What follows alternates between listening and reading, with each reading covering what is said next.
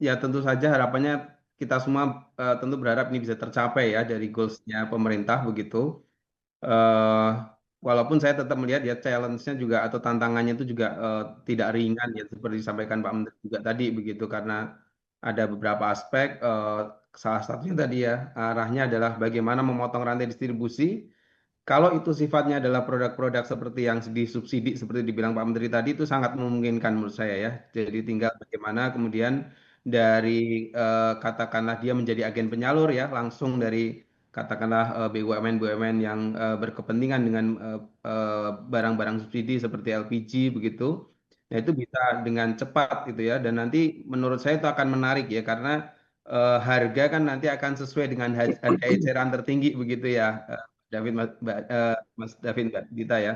Dari situ eh, itu bisa menarik minat masyarakat desa karena harga bisa stabil di situ gitu kan. Juga dengan ide untuk katakanlah nanti juga sembako ada juga beberapa yang lain ya. Itu juga menurut saya menarik untuk dielaborasi karena itu memang diperlukan di desa begitu.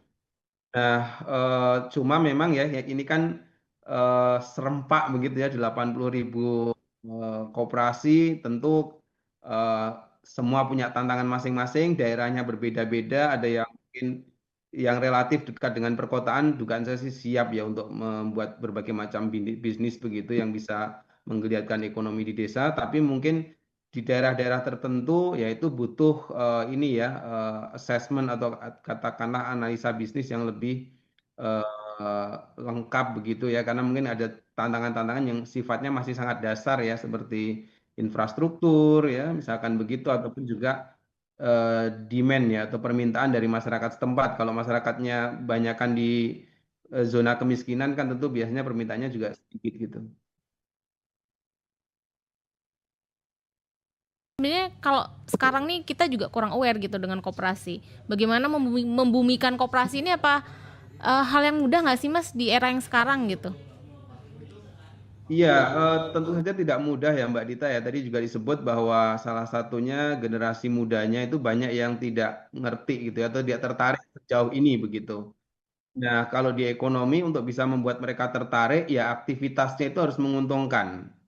Kalau itu menguntungkan, mereka tahu dengan berkoperasi itu bisa meningkatkan kesejahteraan, maka saya yakin generasi mudanya akan ini ya akan tertarik pada akhirnya begitu. Nah, sekarang bagian tantangan di pengurus begitu ya bagaimana bisa nanti menarik anak-anak muda terutama di desa-desa begitu di daerah-daerah untuk bisa ikut berkoperasi itu gitu kalau mereka melihat manfaatnya maka mereka akan eh, gampang untuk diajak begitu ya sebetulnya adalah dikolaborasikan gitu toh ini sama-sama gitu ya katakanlah ada badan usaha desa gitu yang dibuat berdasarkan dana desa yang kemarin-kemarin itu nah ini ada koperasi merah putih begitu kan dengan pendekatan juga sebetulnya ada aparat desanya juga ya, karena kan di level pucuk pimpinannya kepala desa gitu. Nah, yang paling mungkin sebenarnya disinergikan begitu. Jadi nanti misalkan ada BUMDes. Nah, kalau BUMDes kan operasionalnya itu sangat berkaitan dengan potensi lokal sekitar ya.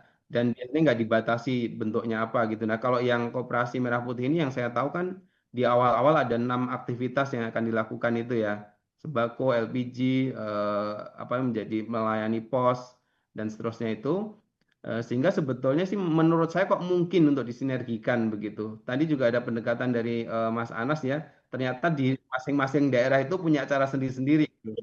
Di Lamongan atau di daerah Jawa Timur mungkin pendekatan pesantren tadi sangat menarik ya. Tentu saya misalkan pendampingan di awal-awal seintensif ya dan sekreatif seperti yang dilakukan Mas Anas ya dan teman-teman di pondok pesantren lainnya itu pasti akan keberhasilannya sangat tinggi itu ya karena memang dari riset-riset kami ketika memang di awal-awal dikawal seperti itu memang end game-nya istilahnya gitu ya itu keberhasilan memang gitu mereka nanti akan mandiri dan eh, cara-cara semacam itu tadi perlu direplikasi ya tadi bahkan sudah punya target begitu ada mungkin 100 titik ya atau berapa ini kan nanti itu akan terus berkembang